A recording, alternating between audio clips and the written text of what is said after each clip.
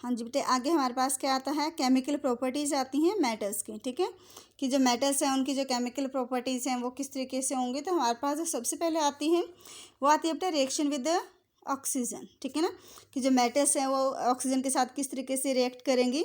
तो जब भी मेटल ऑक्सीजन के साथ रिएक्ट करेंगे तो बेटा हमारे पास क्या बनाएंगे, वो मेटल ऑक्साइड बनाती हैं। क्या बनाएंगे बेटा, मेटल ऑक्साइड। और जो मेटल ऑक्साइड है उनका नेचर कैसा होता है बेटा, बेसिक होता है।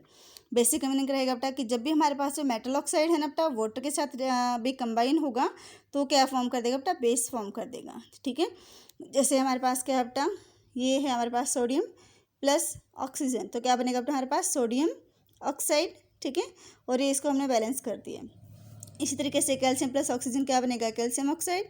मैग्नीशियम प्लस ऑक्सीजन क्या बनेगा बेटा, मैग्नीशियम ऑक्साइड। ठीक है ना, ये इनको बैलेंस कर दिया है। तो ये सारे हमारे पास जो बनाएंगे बेटा वो कैसे बनाएंगे बेटा, बेसिक ऑक्साइड बनाएंगे। ठीक है ना, अब हमारे पास एक और होता है बेटा, वो होता है एम्फोटेरिक ऑक्साइड्स। क्या होता है बेटा, एम्फोटेरिक ऑक्साइड होता है। ये जो एम्फोटेरिक ऑक्साइड है बेटा, ये हमारे पास क्या होता है बेटा कि वो मेटल ऑक्साइड्स होते हैं कि जो हमारे पास एसिडिक और बेसिक, ठीक है, एसिडिक और बेसिक दोनों ही तरीके का जो नेचर जिनके अंदर प्रेजेंट होता है या दोनों ही तरीके का जो बिहेवियर शो करते हैं ना, उन ऑक्साइड्स को हम क्या नाम देते हैं बेटा, एम्फोटेरिक ऑक्साइड्स। दैट ये ध्यान रखना, कंसेप्ट ऑफ मेटल ऑक्साइड्स होते हैं। ठीक है, हमारे पास है एल्युमिनियम ऑक्साइड और साथ में क्या बेटा, जिंक ऑक्साइड। दैट मीन्स जब ये एसिड के साथ रिएक्ट करेंगे ना तो ये बेस की तरह बिहेव करेंगे, और जब ये बेस के साथ रिएक्ट करेंगे तो ये एसिड की तरह बिहेव करेंगे और क्या फॉर्म करेंगे बेटा, salt and water he form करते हैं। तो यहाँ पे हम एग्जांपल देख लेते हैं बेटा कि हमारे पास जिंक ऑक्साइड है। ठीक है, तो यहाँ पे हमारे पास ये जो HCl क्या होता है, हाइड्रोक्लोरिक एसिड होता है।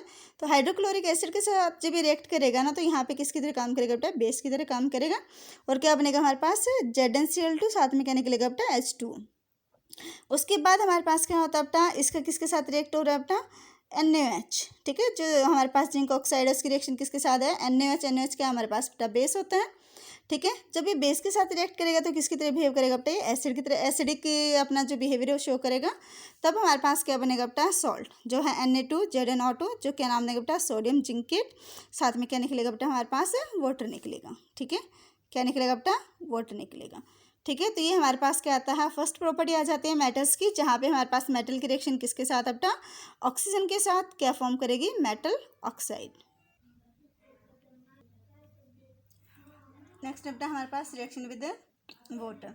जो हमारे पास मेटल है बेटा, जब वाटर के साथ रिएक्ट करेंगे ना तो बनाएंगे बेटा मेटल हाइड्रोक्साइड, और साथ में क्या निकलेगा बेटा, हाइड्रोजन गैस। ठीक है, जैसे मेटल हमारे पास है बेटा सोडियम है, वाटर के साथ रिएक्ट करेगा तो क्या बनाएगा बेटा, सोडियम हाइड्रोक्साइड, साथ में क्या निकलेगा बेटा, हाइड्रोजन गैस। ठीक है ना, ये इसको बैलेंस कर लिया हमने। अब इसमें एक चीज़ ध्यान रखनी है बेटा कि जो हमारे पास है सोडियम है, लिथियम है, पोटासियम है, कैल्शियम है, ये वो मेटल्स होते हैं बेटा जो वाटर के साथ, या हम कह सकते हैं कोल्ड वाटर के साथ है, बहुत ही फास्ट रिएक्ट करती हैं, बड़ी वॉलेंटली इनकी जो रिएक्शन है वो होती है। और इसमें जो हमारे पास हाइड्रोजन गैस निकलती है ना उसकी अपनी एक पहचान होती है स्पेसिफिक, और वो पहचान क्या रहती है बेटा कि जब भी हाइड्रोजन गैस के पास कोई बर्निंग चीज़ लेके जाते हैं ना तो पॉप साउंड के साथ क्या हो जाते हैं बेटा, एक्सटिंग्विश हो जाते हैं। दैट मीन्स जो हाइड्रोजन गैस है बेटा वो क्या होती है बेटा, वो बर्न होती है पॉप साउंड के साथ। आगे हमारे पास क्या आता है बेटा कि कुछ ऐसी भी मेटल होती हैं जो कोल्ड वाटर के साथ रिएक्ट ना करके किसके साथ करेंगे बेटा, बॉइलिंग वाटर के साथ रिएक्ट करती हैं। जैसे मैग्नीशियम है, जब ये बॉइलिंग वाटर के साथ रिएक्ट करेगा तब बेटा हमारे पास यहाँ पे क्या आ जाएगा, ऑक्साइड आ जाएगा। ऊपर हमारे पास क्या था, हाइड्रोक्साइड था, पर यहाँ पे हमारे पास क्या आ जाएगा बेटा, ऑक्साइड आ जाएगा, साथ में क्या निकलेगा बेटा, हाइड्रोजन गैस। अब हमारे पास कुछ ऐसे भी हैं जो हमारे पास किसके साथ करेंगे बेटा, स्टीम के साथ। स्टीम के साथ दैट मीन्स यहाँ पे हम जी लगाएंगे, गैस। ठीक है, कि जो वाटर है वो किस फॉर्म में होगा बेटा, गैस की फॉर्म में होगा, वेपर्स की फॉर्म में होगा। ठीक है, जैसे हमारे पास आयरन है, जब स्टीम के साथ रिएक्ट करेगा तो क्या बनाएगा हमारे पास, आयरन ऑक्साइड, साथ में क्या निकलेगा बेटा, हाइड्रोजन गैस। ठीक है ना, पर हमारे पास कुछ ऐसे भी मेटल हैं जो बिल्कुल भी किसके साथ रिएक्ट नहीं करती बेटा, वाटर के साथ रिएक्ट नहीं करती। और वो कौन कौन सी हैं बेटा हमारे पास है, लेड है, कॉपर है, सिल्वर है, गोल्ड है, प्लेटिनम है। ये वाटर की भी, चाहे वो कोल्ड है या फिर हॉट है या स्टीम है, उनमें से किसी भी फॉर्म के साथ वाटर के साथ रिएक्ट नहीं करती। हाँ जी बेटा, आगे हमारे पास है रिएक्शन विद एसिड, कि जो मेटल है वो एसिड के साथ किस तरीके से रिएक्ट करती हैं। तो हमारे पास क्या होगा बेटा, मेटल प्लस जो डाइल्यूट एसिड है क्या बनाएंगे बेटा, मेटल सॉल्ट, साथ में क्या निकलेगी, हाइड्रोजन गैस। अब जैसे हम ले लेते हैं बेटा मेटल, हमारे पास क्या है, सोडियम है, एसिड हमारे पास क्या HCl है, तो हमारे पास मेटल सॉल्ट क्या बनेगा बेटा NaCl, साथ में क्या निकली हाइड्रोजन गैस। इसी सेम तरीके से हमारे पास क्या हो जाएगा बेटा मैग्नीशियम प्लस HCl क्या बनेगा बेटा मैग्नीशियम क्लोराइड, और साथ में क्या निकलेगी हाइड्रोजन गैस निकलेगी। इससे हमारे पास क्या होगा बेटा जिंक प्लस हाइड्रोक्लोरिक एसिड क्या बनेगा बेटा जिंक क्लोराइड, साथ में क्या निकलेगा बेटा हमारे पास हाइड्रोजन गैस निकलेगी। जिस तरीके से बेटा ये हमारे पास किसके साथ रिएक्ट करें हैं, हाइड्रोक्लोरिक एसिड के साथ करें, उसी तरीके से किसके साथ करेंगे बेटा जो सल्फ्यूरिक एसिड है उसके साथ भी ऐसे ही ये रिएक्ट करेंगे। जैसे हम ये रिएक्शन एक देख लेते हैं यहाँ पे,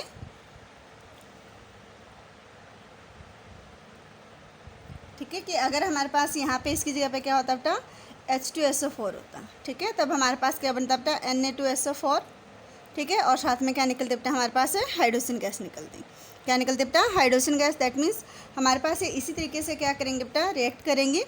तो अब हमारे पास कुछ ऐसी भी मेटल होती हैं बेटा जो एसिड के साथ रिएक्ट ही नहीं करती, ठीक है। कौन कौन सी मेटल है बेटा, कॉपर है, सिल्वर है, गोल्ड है, प्लेटिनम है, ये वो मेटल होते हैं बेटा जो एसिड के साथ रिएक्ट नहीं करती। अब क्यों नहीं करती बेटा, जब हमने रिएक्टिविटी सीरीज़ करी थी बेटा, ठीक है ना, तो वहाँ पे बीच में हमारे पास मेटल की जो एक्टिविटी सीरीज़ थी उसके बीच में हाइड्रोजन आया था, ठीक है ना, और हाइड्रोजन से बिलो हमारे पास कुछ मेटल रखी हुई थी जिसमें कॉपर, सिल्वर, गोल्ड और प्लेटिनम है।